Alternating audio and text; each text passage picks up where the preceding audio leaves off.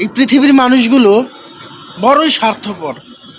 একটু আঘাত লাগা মাত্রই আপনার দিকে তাকাবে না। আপনি তার প্রিয় মানুষ কিনা সেটা সে দেখবে না, আপনি তার কাছের মানুষ কিনা সেটাতে সে শুনতেও চাবে না, জানতেও চাবে না।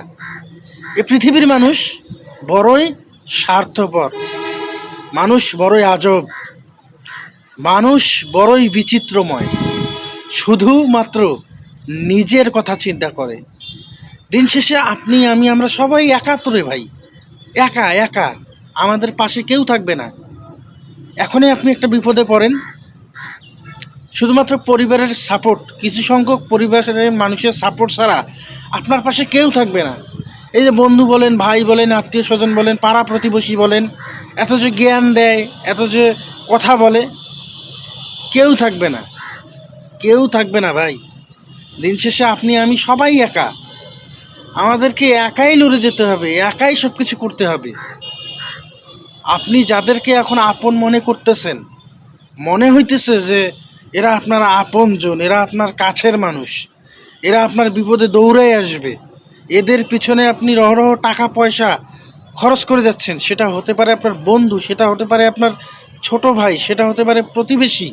আপনি এদের পিছনে নিজের অজান্তে অনেক টাকা পয়সা খরচ করছেন, অথচ আপনি জানেনই না সেই ব্যক্তিটা আপনার প্রিয় মানুষ কিনা, সেই ব্যক্তিটা আপনার আপনজন কিনা, সেই ব্যক্তিটা আপনাকে বোঝে কিনা, সেই ব্যক্তিটা আসলে আপনাকে চেনে কিনা, সেই ব্যক্তিটা আপনার বিপদে আগাবে কিনা আপনি জানেনই না। তো দিন শেষে আপনি একা না, আপনি তো একা, আপনি আপনাকে নিয়ে ভাবেন রে ভাই।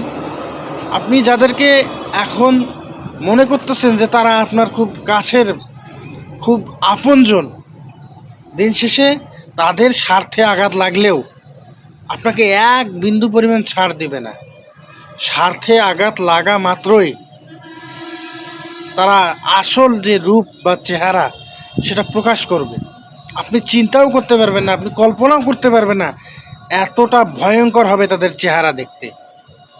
তাই নিজের লড়াইটা নিজেই করুন, কিভাবে নিজেই বাঁচা যায় সেই চিন্তা করুন, নিজের জীবনের লক্ষ্য এইম সেট করুন, নিজে ভালো থাকার চেষ্টা করুন।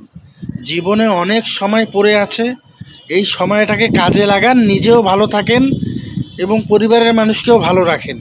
দিন শেষে আপনি একা, এই পাড়া প্রতিবেশী, আত্মীয় স্বজন, ভাই ব্রাদার, মামাতো ভাই, খালাতো ভাই, এরা কেউ আপন না। আপনি যেটা করবেন আপনি ভবিষ্যতে সেটাই পাবেন।